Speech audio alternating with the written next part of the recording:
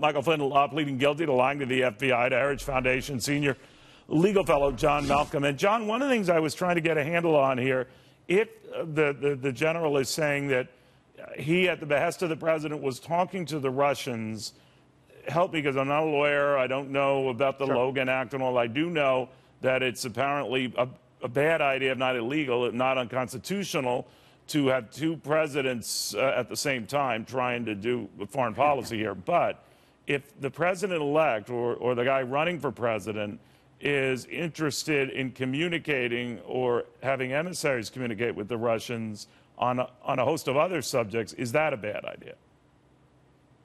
Well, see, there is only one president at a time, and in December of 2016, it was Barack Obama. You had a president-elect at the time, Donald Trump.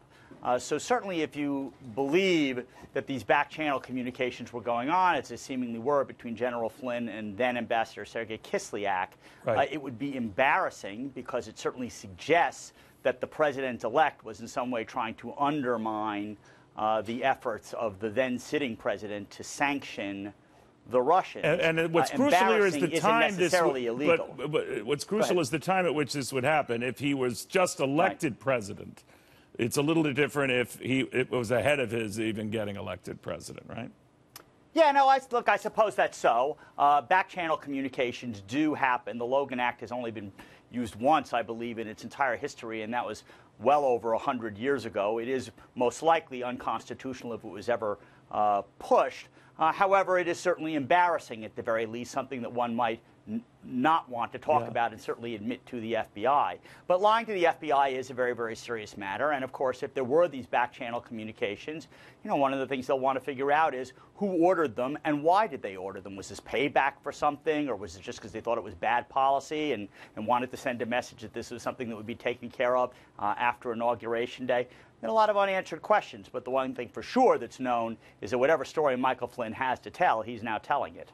Well, he obviously made some sort of a deal here that would take down or knock down charges that could have put him behind bars for decades to one simple charge of lying. I'm not minimizing it, that at best could keep him behind bars for a few months. Some sort of a deal was made there.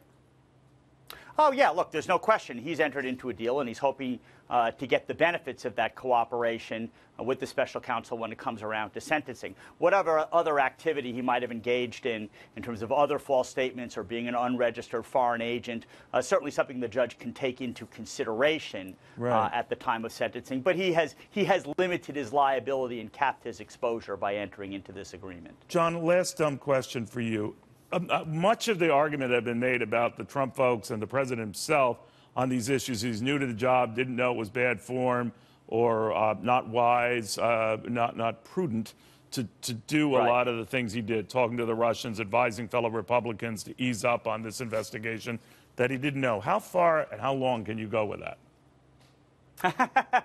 Well, the one thing where you can go a long way is if you are literally talking about charging somebody with crimes. These are specific intent crimes. You have to know the law. You have to know that you are violating the law.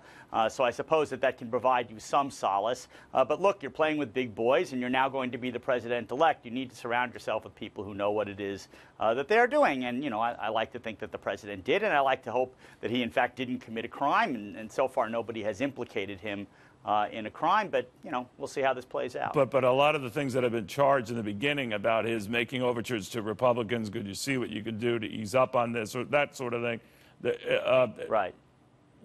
that doesn't smell right. Well, I think you're talking about the conversations that he had with Jim Comey in his office saying, look, Flynn's a good guy. I hope you can see your way to easing and up beyond, on him. Urging Republicans, hey, where is this going? What's happening? I mean, the excuse has always been he's new, and I understand that, you know, but it only goes so far, doesn't it? No, look, I agree with you. I mean, you are the president of the United States, and you need to learn these proper protocols, and there are rules to follow. I still question whether or not he committed a crime. I certainly don't think that conversation with Jim Comey rises to the level of obstruction, but we'll see where this goes. Indeed, we will. John Malcolm, Heritage Foundation senior legal fellow, very smart guy. Thank you very much.